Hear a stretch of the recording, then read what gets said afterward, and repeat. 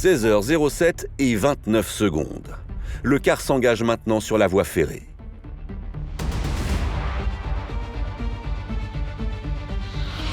Le véhicule se présente à la perpendiculaire du train qui avance. Ce dernier n'est plus qu'à 90 mètres de distance. La conductrice du car, concentrée sur sa route, n'aperçoit toujours rien. Quand soudain, le TER surgit sur la gauche.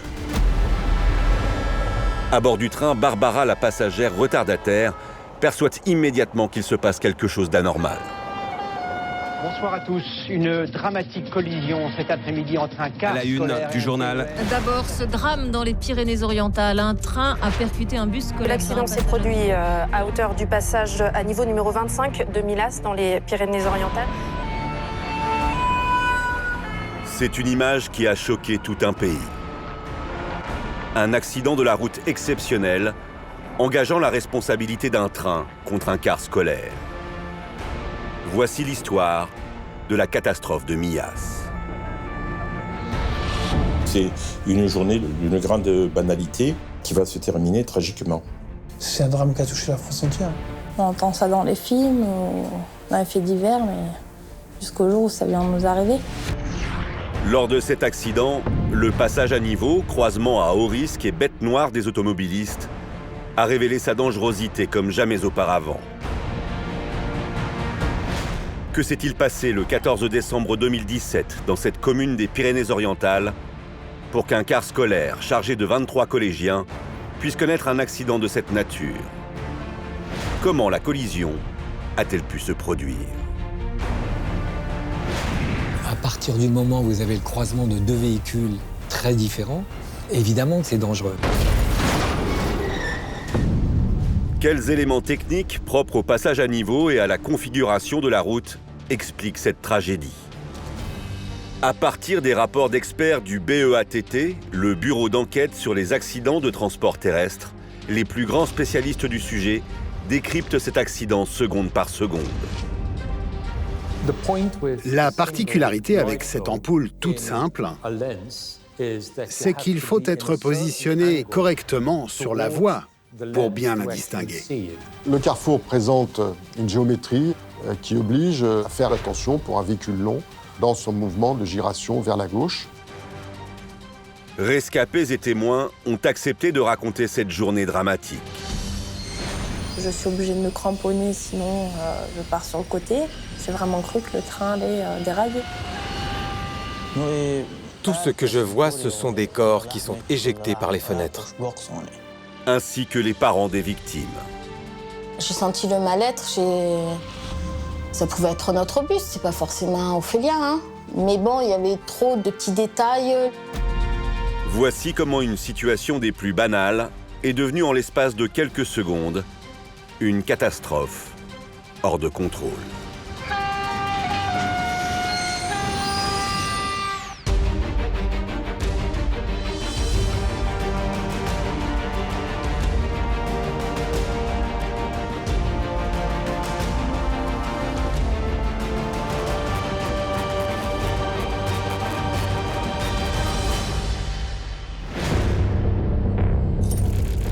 Jeudi 14 décembre 2017, il est 16h07.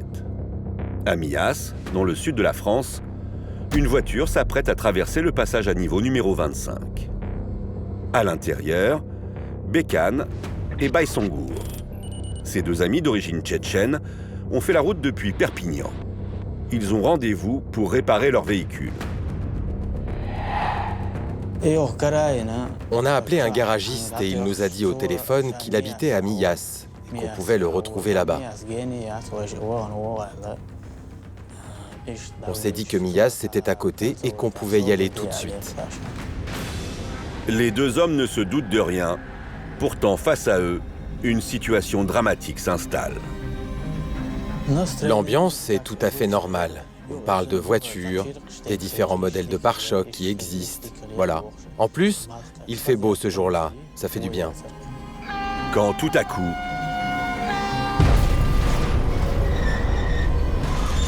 Donc Il y a un bruit énorme, le son d'un gros objet métallique qui tombe par terre, comme si un avion s'était écrasé au sol en fait. Les deux hommes assistent en réalité à la collision d'un train et d'un car scolaire. L'un des plus tragiques accidents de ces 10 dernières années. Pour comprendre les rouages de cet engrenage mortel, il faut revenir quelques minutes en arrière.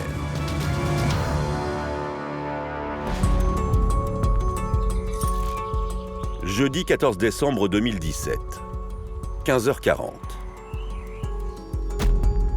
À une vingtaine de kilomètres de Perpignan, la petite ville de Millas, où tout est parfaitement calme.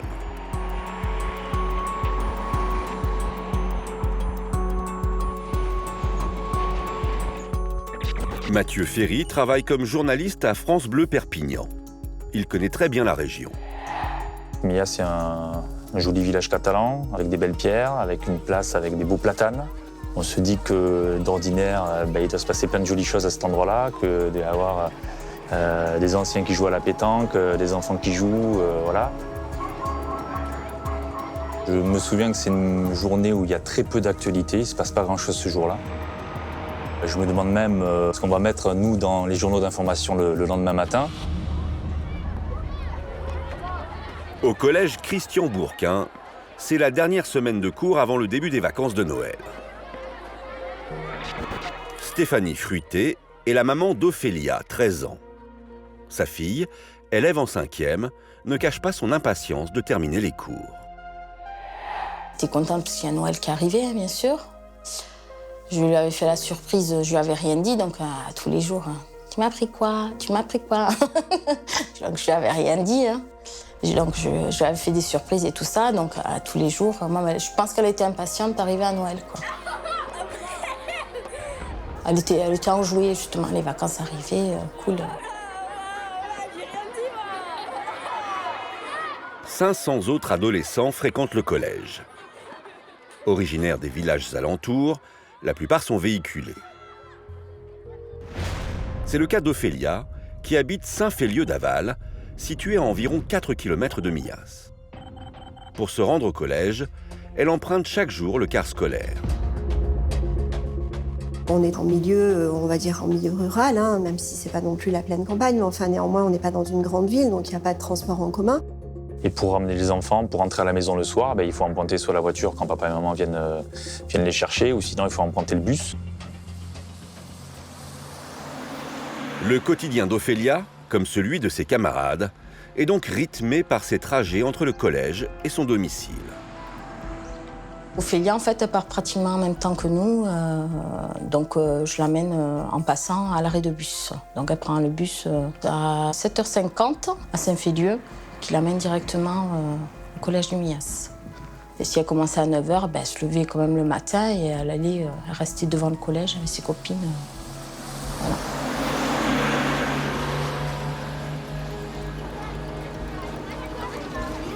Un emploi du temps familier et sans surprise. Seulement aujourd'hui, une série d'éléments va conduire Ophélia et ses camarades dans une situation aussi inimaginable que catastrophique.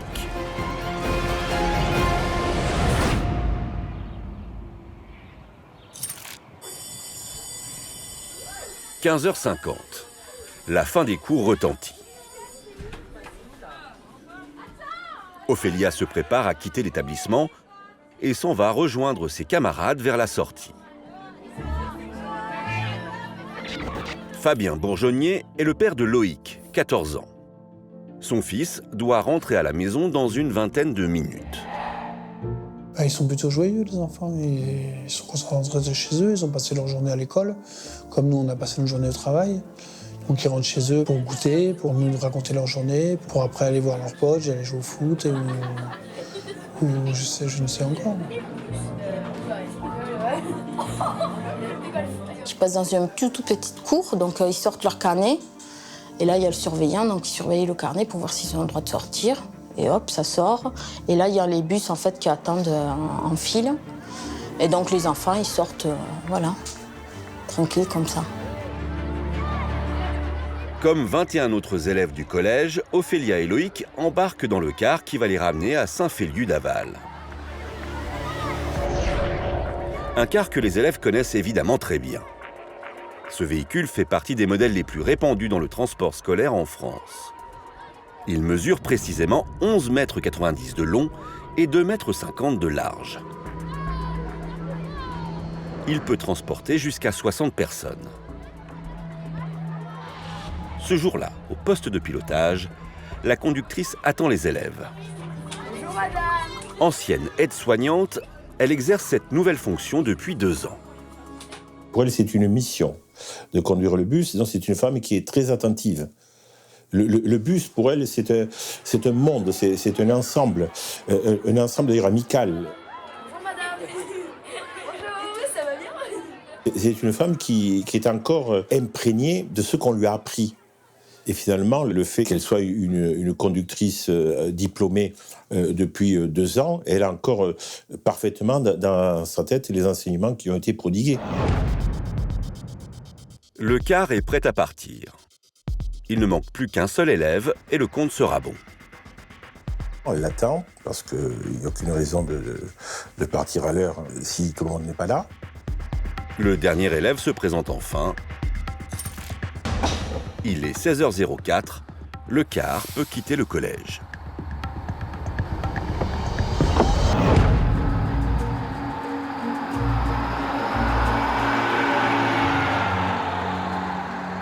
Pour rejoindre Saint-Féliu-d'Aval, situé à 5,7 km de là, il faut une dizaine de minutes.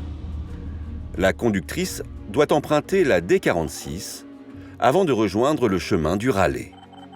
Elle doit ensuite tourner à gauche et continuer sa route sur la D612.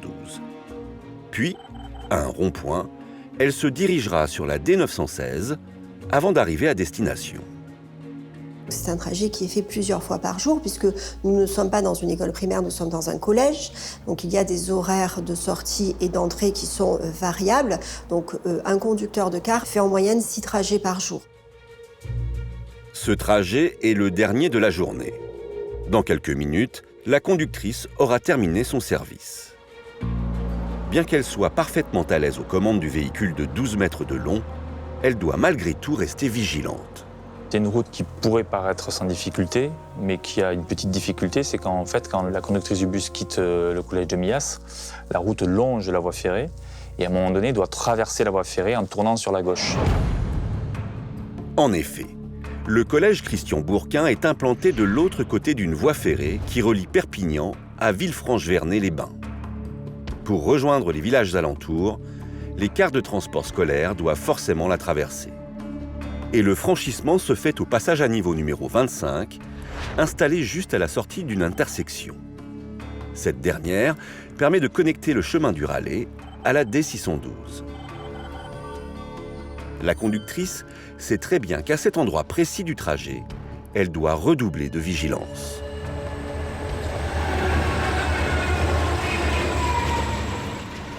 Les passages à niveau sont, comme tout point singulier sur à la fois la route et la voie ferrée en l'occurrence, des lieux potentiellement de danger, des lieux où il y a des risques de confrontation. À partir du moment où vous avez le croisement de 2 véhicules très différents, évidemment que c'est dangereux. La conductrice et ses jeunes passagers ne le savent pas encore, mais aujourd'hui, à cet endroit précis, une suite d'éléments va les surprendre et les précipiter à la catastrophe.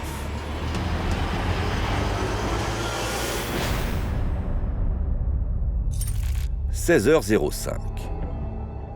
Alors que le car scolaire entame tout juste sa route, à 700 mètres de là, le TER 7760, reliant Villefranche-Vernay-les-Bains à Perpignan, arrive en gare de Millas.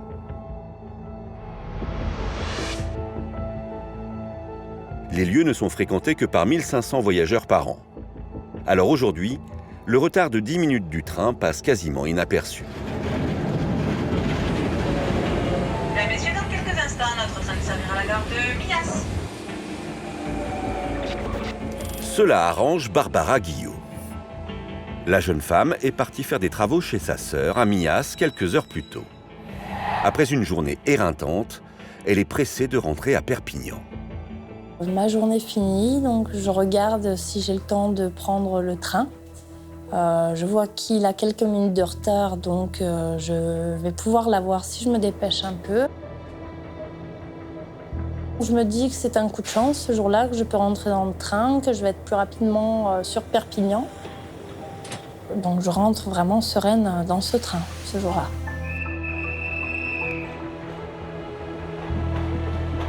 Le train démarre. Dans un quart d'heure, si tout va bien, il atteindra la gare de Perpignan seulement quelques minutes plus tard que d'habitude. Mais ce jour-là, ce retard qui semble pourtant anodin va s'avérer fatal.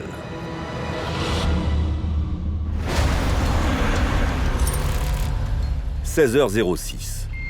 Parti il y a 2 minutes du collège, le car scolaire continue sa route à la vitesse de 60 km/h sur la D46. Il longe désormais la voie ferrée sur le chemin du Ralais.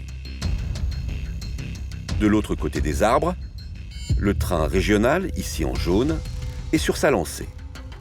Il roule actuellement à 50 km/h. Train et car progressent tous les deux à 300 mètres de distance sur leurs routes respectives. Il faut savoir que sur les lieux, on ne voit pas la voie ferrée. C'est-à-dire que quand elle s'engage sur la départementale dans sa parallèle, elle ne peut pas voir le train. Il chemine d'ailleurs de manière totalement parallèle, mais il ne se voit pas. Mais dans 1 minute, train et car scolaire seront amenés à se rencontrer sur ce trajet. Le passage à niveau numéro 25 doit alors permettre aux 2 véhicules de se croiser en toute sécurité, malgré le manque de visibilité. D'ailleurs, à 16h07, le système de sécurité se met en place. À très précisément 695 mètres du passage à niveau, le train déclenche une pédale d'annonce, dite pédale de chuintage.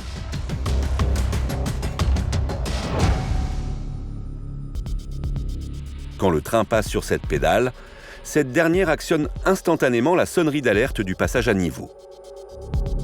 Les feux rouges s'allument et les barrières commencent à s'abaisser. Dans 18 secondes très exactement, le système sera entièrement opérationnel. Jean Panaleux est à la tête du BEATT, le bureau d'enquête sur les accidents de transport terrestre.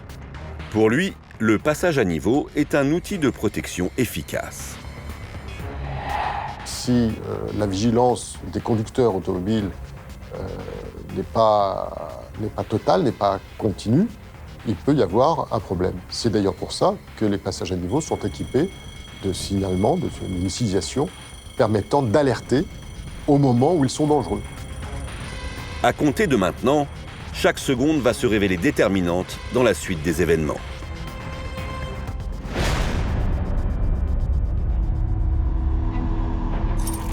« 16h07 et 6 secondes. Car et train continuent d'avancer parallèlement sur leurs routes respectives.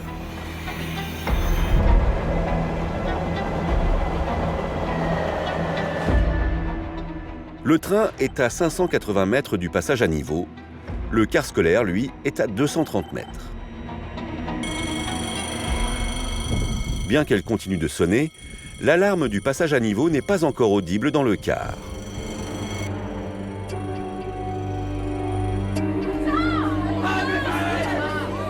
D'autant que les discussions entre élèves couvrent la majeure partie des bruits ambiants.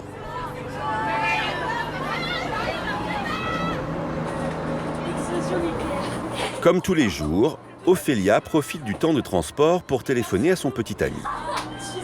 De son côté, Loïc continue de bavarder avec ses camarades. 16h07 et 12 secondes. Au passage à niveau, le système de sécurité termine sa mise en place. Une fois les barrières abaissées, le signal sonore s'interrompt. Une procédure que l'on retrouve sur de nombreux passages à niveau et dont l'explication est étonnante. Bien souvent, il y a des demandes pour que la sonnerie soit atténuée, voire supprimée, parce que lorsqu'il y a un environnement assez urbain, ça peut être perturbant pour les riverains d'avoir cette sonnerie. 16h07 et 18 secondes.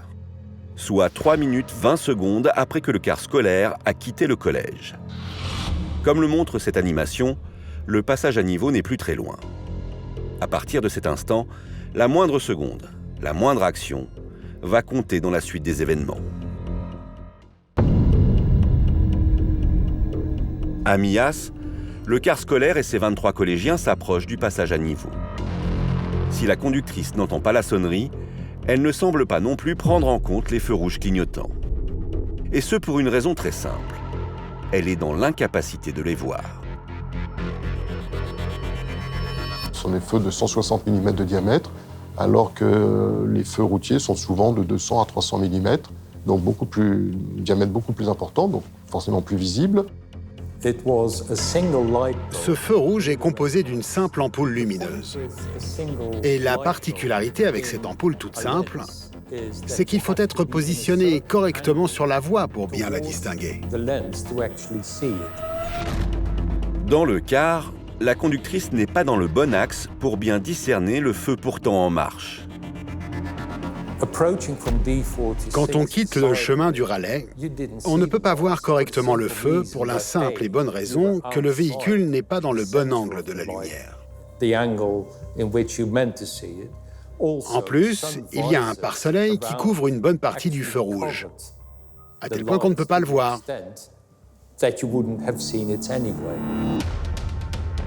La conductrice du car n'a pas vu le feu rouge clignoter, c'est une évidence. Sans la sonnerie, sans les feux rouges, la barrière est désormais le dernier rempart contre le train qui continue d'approcher. Mais avant d'atteindre le passage à niveau, la conductrice doit effectuer une ultime manœuvre.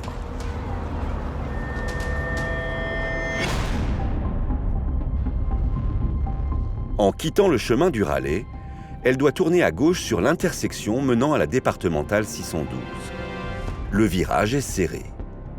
La conductrice est donc concentrée sur sa manœuvre, d'autant que l'intersection comporte un élément potentiellement dangereux. Un îlot central qu'il faut parvenir à contourner.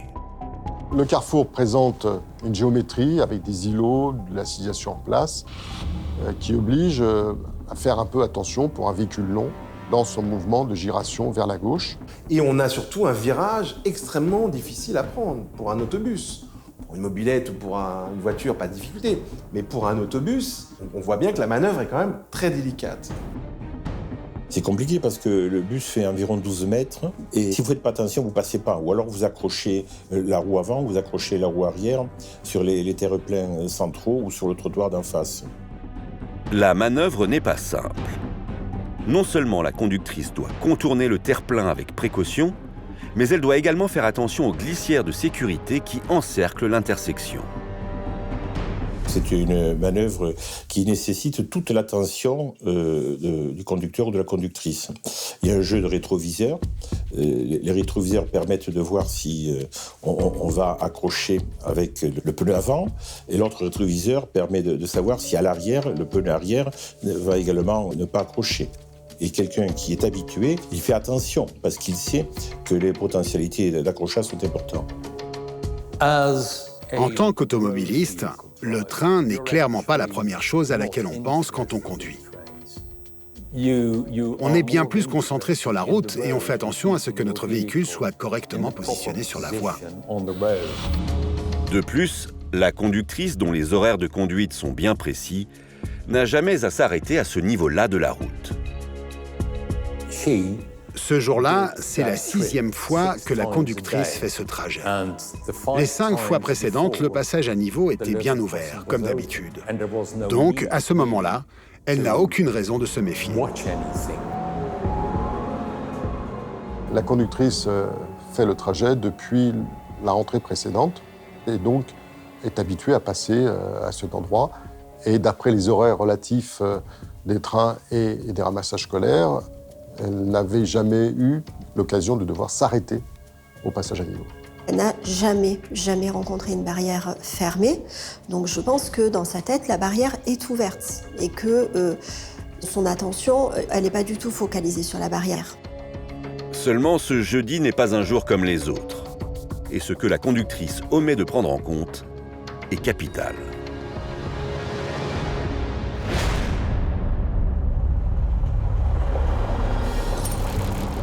16h07 et 26 secondes. Le train est à 125 mètres du passage à niveau, 10 minutes plus tard que d'habitude. Le car, quant à lui, a quitté le collège il y a 3 minutes seulement. À l'intérieur, les 23 collégiens devraient bientôt arriver chez eux à Saint-Féliu-d'Aval. Dans une dizaine de mètres, le car traversera le passage à niveau. Mais il doit encore finir sa giration. À ce moment précis, la conductrice du car est concentrée sur le terre-plein. Elle n'a toujours pas vu la barrière baisser. La vision, elle n'est pas schizophrénique. À partir du moment où vous regardez à gauche, vos yeux vont vers la gauche. Il n'y en a pas qu'il y a un qui va à droite et un qui va à gauche. Ce passage à niveau se situe en effet juste à la sortie de l'intersection.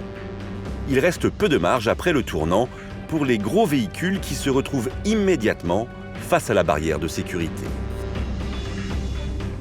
Le carrefour d'où elle vient est à environ 20-25 mètres du passage à niveau, de la barrière en question. Le car fait 12 mètres de long. Donc le manœuvre de giration fait que quand le car se retrouve en ligne droite dans le sens de la route, elle a terminé sa giration complètement, le nez est sur la barrière. Il ne reste que quelques secondes avant que le car scolaire se présente devant le passage à niveau. Quelques secondes avant que l'accident tragique ne se produise.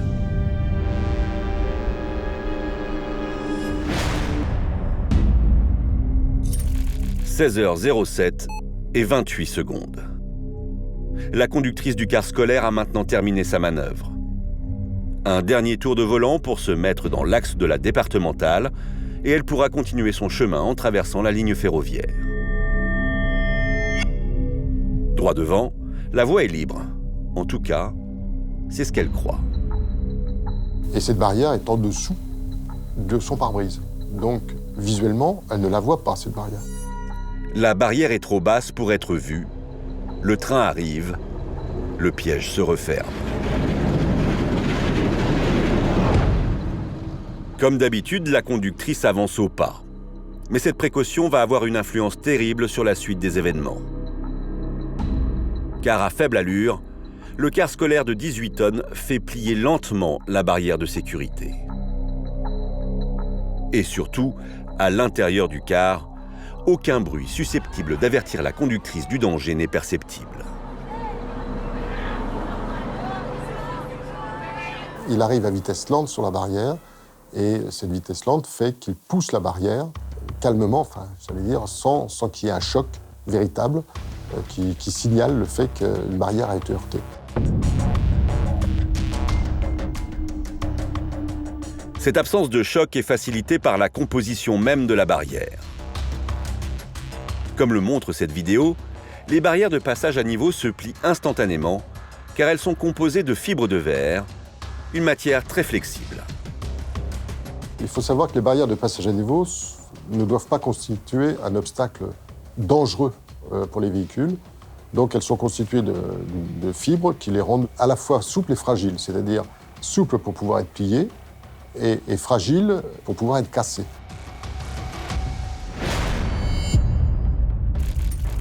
« 16h07 et 29 secondes. Le car s'engage maintenant sur la voie ferrée.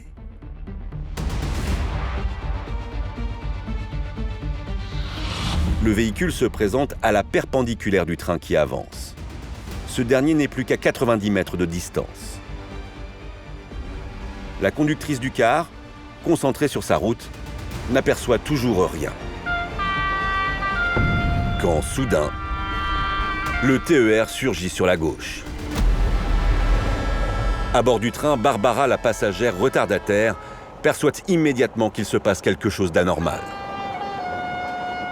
Là, je comprends qu'il y a un problème parce que le train ne klaxonne pas sur cette ligne-là. Enfin, pas à cet endroit-là, il n'y a pas de tunnel, il n'y a pas de pont.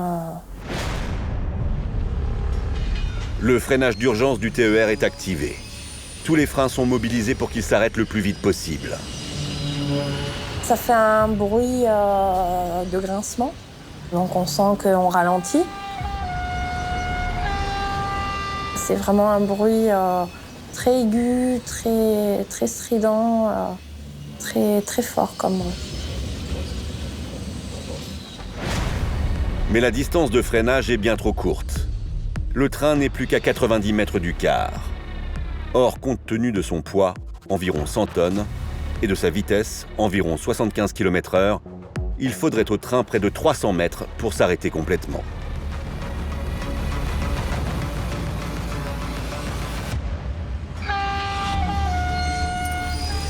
« 16h07 et 30 secondes.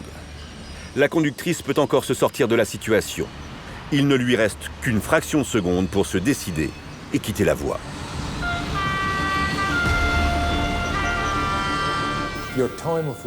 Votre temps de réaction dépend en réalité de votre conscience du risque.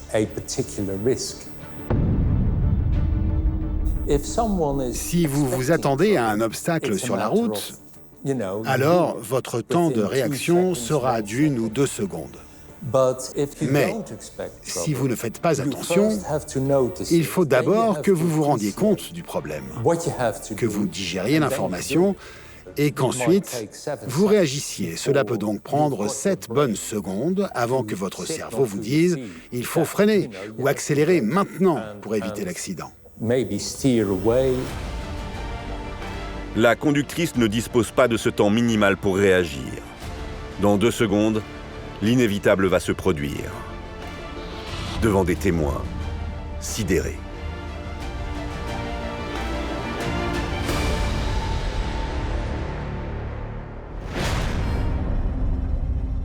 Au moment où le car s'engage sur la voie ferrée, arrive de l'autre côté du passage à niveau la voiture de Bekan et Baysangour, les 2 amis d'origine tchétchène. Face à eux, se joue une scène surréaliste. Quand je vois le train arriver et que j'entends son klaxon, je m'aperçois que le car s'est engagé sur le passage à niveau. Ça m'a choqué. Je suis comme pétrifié, je n'arrive plus à parler. Je ne suis même pas capable de dire un seul mot à Bekan. C'est à ce moment-là qu'il y a la collision. Il est 16h07 et 32 secondes.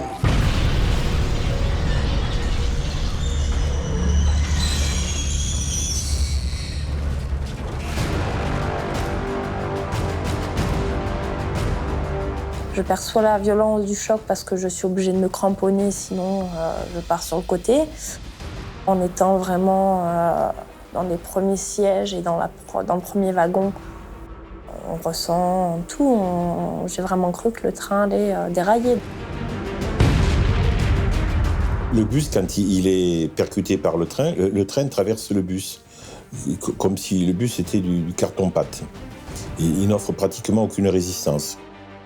On voit des débris de la tôle volée, des débris après, avec la vitesse. Et on ne se rend pas non plus compte de ce qui vole bien autour de nous, de ce que c'est qui vole autour de nous. Voilà, on voit que c'est de la tôle.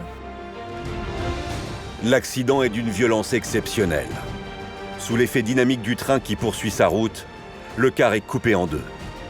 La partie arrière reste dans sa position initiale, perpendiculaire à la voie ferrée. La partie avant, elle, est projetée contre un poteau caténaire de l'autre côté de la voie. Le train s'immobilise 206 mètres plus loin. C'est 2 morceaux de bus qui sont de chaque côté de la voie ferrée. Donc on comprend évidemment que le choc il est énorme, il a été hyper violent. Cette photo prise le lendemain de l'accident montre clairement les 2 parties du car.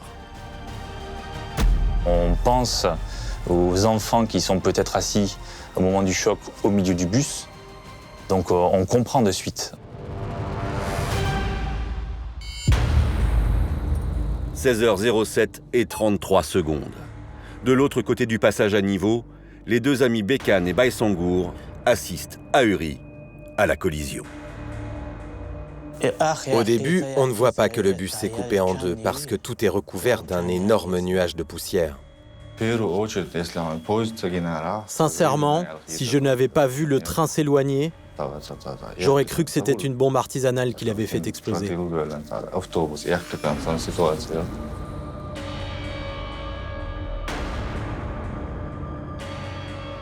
Je ne sais pas qui sont les passagers du car, si ce sont des adultes ou des enfants. Tout ce que je vois, ce sont des corps qui sont éjectés par les fenêtres.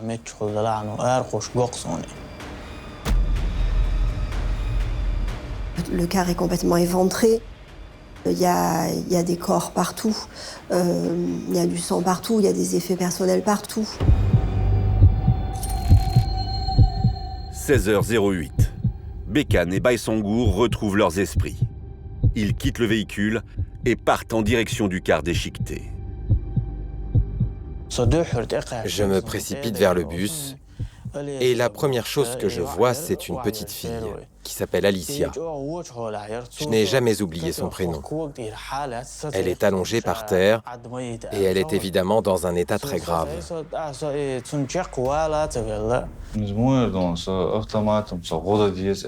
Instinctivement, je fonce pour sauver les victimes. Je monte à bord du bus et je porte des enfants et je les aide à descendre. À ce moment-là, mon corps s'active tout seul, sans que j'y pense. Je ne vois personne autour de moi. Je ne pense à rien. Je n'ai qu'une seule idée en tête, aider les enfants. Je vois Bekan qui sort les enfants du bus. Je veux aller le rejoindre. Et c'est là que la fille m'attrape la jambe. Elle ne veut pas me laisser partir. Et elle crie. Et elle pleure, en me disant de ne pas la laisser seule. Alors je m'assois et je l'allonge en travers de moi, sur mes jambes. 16h10. 2 minutes 30 seulement après le drame, la rumeur d'un accident circule dans le village. C'est une chape de plomb qui est tombée sur Mias. On a peur de connaître quelqu'un, on a peur que ça touche une famille qu'on connaît, on a peur que ça touche sa propre famille. Rapidement, la nouvelle de la collision se répand dans toute la France. Et à la une du journal. D'abord, ce drame dans les Pyrénées-Orientales. Un train a percuté un bus scolaire sur un passage à niveau. Un accident grave entre un train et un bus scolaire dans les Pyrénées-Orientales à Millas. Mais Stéphanie Fruté, la mère d'Ophélia, ne sait pas encore que sa fille est impliquée dans un grave accident. Au moment où elle part faire ses courses, elle reçoit un texto. Le petit ami d'Ophélia semble inquiet de ne pas réussir à la joindre. Je dis bon, elle est peut-être à la maison, j'ai peut-être plus de batterie. Bon, je n'ai pas prêté plus d'attention que ça. C'est quand j'étais dans Intermarché qu'il y a envoyé plein de voitures passer, les gendarmes et tout ça, c'était impressionnant. Et c'est un monsieur, c'est la caissière qui a demandé, elle dit mais qu'est-ce qui se passe? Et c'est un monsieur qui avait derrière moi qui a dit il y a eu un accident avec un bus et le train. J'ai senti le mal-être, ça pouvait être notre bus, c'est pas forcément Ophélia, hein. Mais bon, il y avait trop de petits détails, les messages, elle répond pas, l'heure. Ça a été de suite, ça y est, Ophélia, voilà, c'est Ophélia. Le père de Loïc, Fabien Bourgeonnier, se rappelle parfaitement du moment où il apprend la nouvelle. J'apprends ce qui se passe à Millas en étant chez moi, un après-midi de repos. On apprend effectivement que l'accident s'est produit à hauteur du passage à niveau numéro 25 de Millas, dans les Pyrénées-Orientales, au lieu-dit Los Palos, d'après nos informations. Il y a la chaîne info qui est allumée sur la télévision et mon épouse qui m'appelle au téléphone et qui me dit « Fabien, va voir, Loïc a eu un accident de bus ». Et donc en lisant le bandeau, effectivement, je vois qu'il y a marqué « accident de Millas ».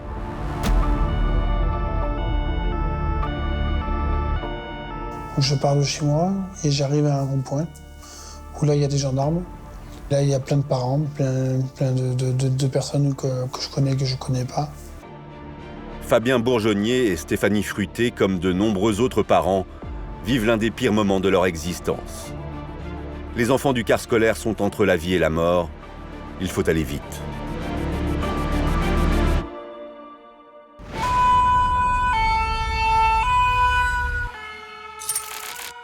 « 17h. Comme le montrent ces images de la seule caméra sur place, de nombreuses équipes de secours convergent vers les lieux de l'accident.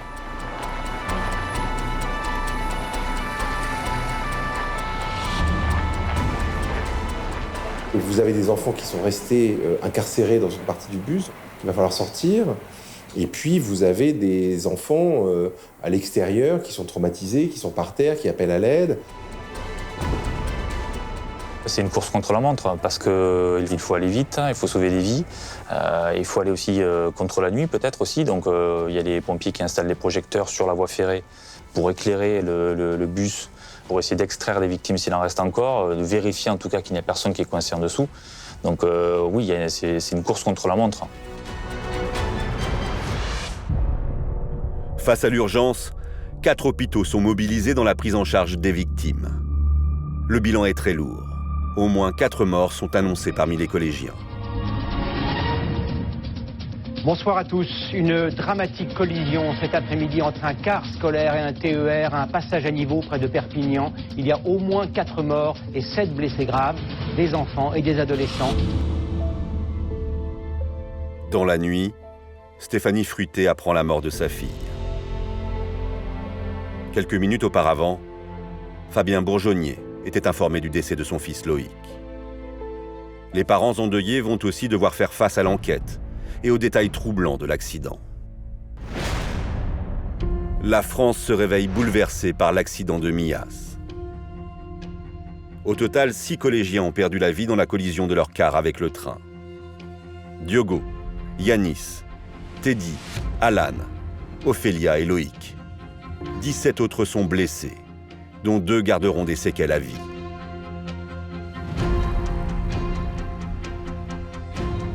Les habitants de Millas, ils sont hébétés. Ils ne comprennent pas ce qui se passe. Parce qu'effectivement, leur village, il est tranquille. Et on ne se dit pas qu'il peut se passer un tel drame sur leur commune, sur la route qu'ils empruntent tous les jours.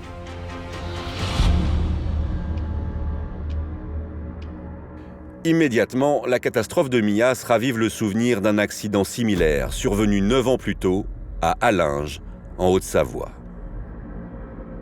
En 2008, 7 jeunes avaient péri dans un autocar percuté lui aussi par un TER. Alors à Millas, les familles veulent comprendre pourquoi un nouvel accident comme celui-ci a bien pu se produire. On sent qu'il y a beaucoup de zones d'ombre et que la justice a beaucoup enquêté pour essayer de savoir vraiment ce qui s'est passé ce jour-là. Après l'accident vient le temps de l'enquête et de ses révélations. Défaillance technique du passage à niveau ou erreur humaine? Qui de la SNCF ou de la conductrice est responsable?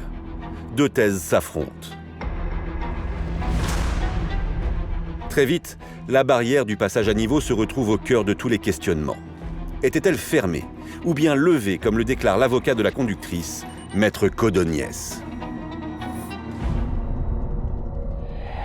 La vérité que nous soutenons, c'est que la barrière a été levée.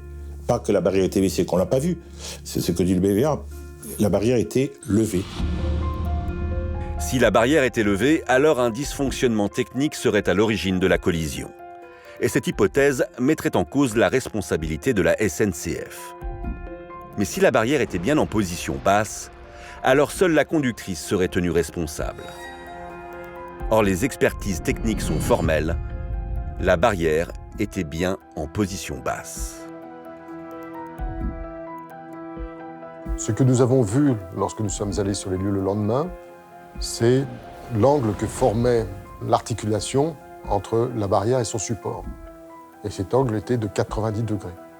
C'est l'angle que la barrière a lorsqu'elle est en bas, en position basse. Lorsqu'elle est en position haute, l'angle est de 180 degrés, donc elle est ouverte. Donc là, on a vu tout de suite que l'angle était de 90 degrés. Le passage à niveau numéro 25 a donc fonctionné correctement ce jeudi 14 décembre 2017. Et pour la justice, cette révélation est capitale, car elle induit automatiquement une chose, la SNCF n'est pas responsable.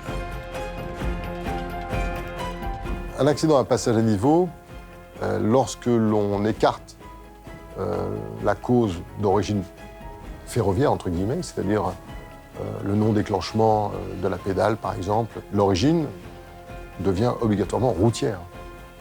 On ne peut pas trouver autre chose.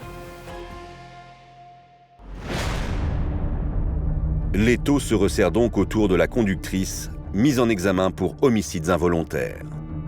Ça nous a tous bousculés, parce qu'on s'est dit comment ça se fait que cette femme qui a l'habitude du trajet, qui a la responsabilité des enfants, qui connaît les distances d'arrêt de l'autobus, qui connaît la signalisation par cœur, ça puisse encore lui arriver.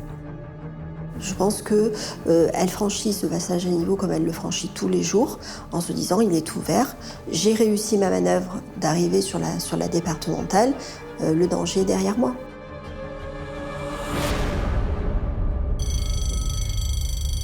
En effet, à Millas, le trafic ferroviaire est tel qu'il est très rare de croiser un train. Le TER ne passe en moyenne que toutes les 90 minutes. C'est vrai que ce train ne passe pas tous les quarts d'heure et donc la circulation des véhicules est nettement privilégiée. Pour Peter van der Mark, l'expert mondial de la sécurité ferroviaire, le danger des passages à niveau est lié au fait que les automobilistes voient rarement passer des trains sur leur route. On sait que les accidents impliquant des passages à niveau sont liés au fait que le trafic ferroviaire n'est pas dense.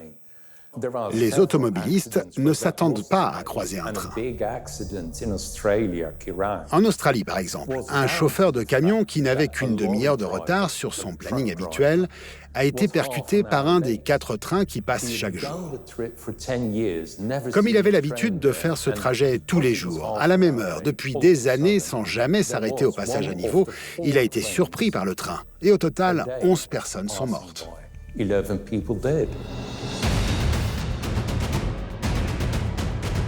Alors, à Millas comme en Australie, la conductrice de car serait tombée dans le piège de l'habitude. Et le 14 décembre 2017, il était inimaginable pour elle qu'un train puisse croiser sa route. L'ennemi, c'est la routine. Si on sait qu'à cette heure-là, le train, il sera pas là, on est un peu moins attentionné peut-être.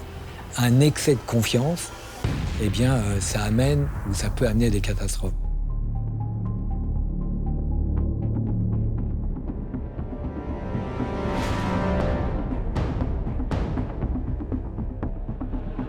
Mais après 2 ans et demi d'enquête, un nouvel élément alimente la bataille judiciaire. La conductrice aurait été sous l'emprise d'un somnifère qu'elle prenait quotidiennement. Pour Maître Brandon, l'avocate de certaines familles de victimes, ce traitement aurait pu altérer ses réactions.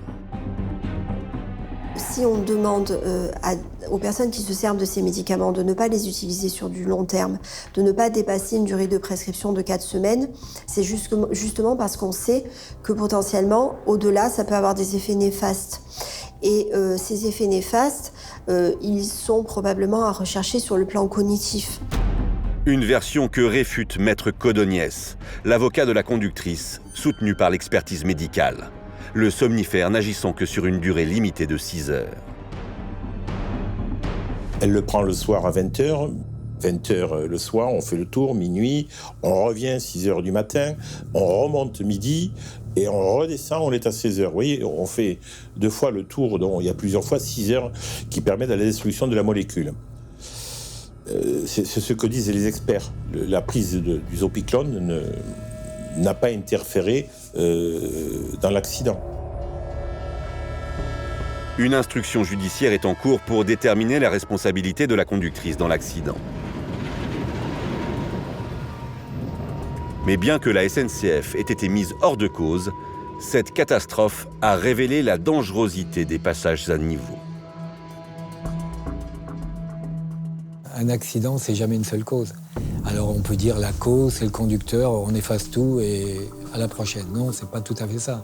Si elle s'est trompée, si elle a été amenée à être trompée, c'est qu'il y a des raisons. Aujourd'hui en France, ces croisements à haut risque sont empruntés par 16 millions de véhicules par an. Et le nombre d'accidents ne baisse pas. Une centaine en moyenne chaque année. Des solutions sont imaginées, mais l'ampleur de la tâche est énorme. Sachant qu'il y a 15 000 passages à niveau, que chaque passage à niveau, si on devait le supprimer, c'est-à-dire faire un pont ou faire un tunnel ou faire une déviation, coûte entre 5 et 15 millions d'euros, eh bien, on n'a pas les moyens de le faire. Et comme on en supprime à peu près 40 par an, sachant qu'il y en a 15 000 à faire, ça fait à peu près 750 ans. Au Japon, où le nombre de passages à niveau est pourtant 2 fois plus élevé qu'en France, il y a 7 fois moins d'accidents. La plupart sont équipés d'un système actuellement testé en France. Un détecteur d'obstacles qui permet, grâce à un balayage laser, de détecter la présence d'un objet sur les voies et d'alerter le conducteur du train, comme l'explique cet ingénieur. Le détecteur d'obstacles envoie un signal qui indique qu'il y a quelque chose sur la voie. Cette information fait passer le feu de circulation au rouge. Le conducteur du train voit alors cet avertissement de loin et il peut arrêter le train suffisamment tôt. Voilà comment fonctionne ce système.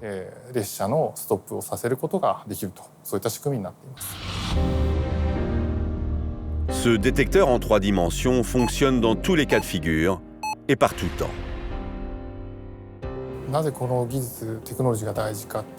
Cette technologie est vraiment essentielle. Sa particularité, c'est qu'elle permet de dépasser largement les limites de la vision humaine. Ce qui est impossible pour l'homme, en l'occurrence mesurer et détecter au loin des obstacles sur les rails, ce radar le fait pour lui. Il remplace en quelque sorte les yeux du conducteur. Il faudra encore attendre plusieurs mois pour que ces détecteurs soient opérationnels en France. Mais pour les spécialistes de la sécurité ferroviaire, d'autres solutions sont envisageables.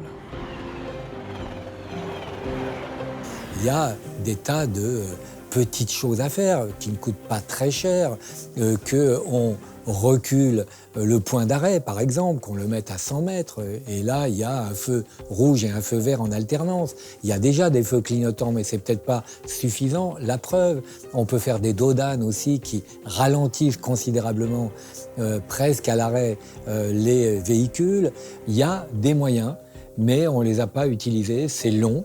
Le ferroviaire, c'est quelque chose de lourd, dans tous les sens du terme, et c'est lent. À Millas, des travaux de modification ont permis d'améliorer la sécurité de l'intersection.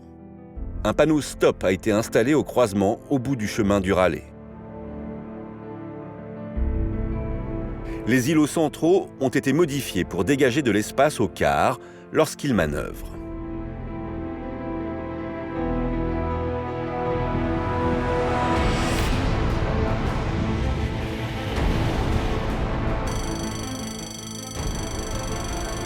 Après plus de 2 ans d'arrêt, la ligne TER a rouvert le 11 mai 2020.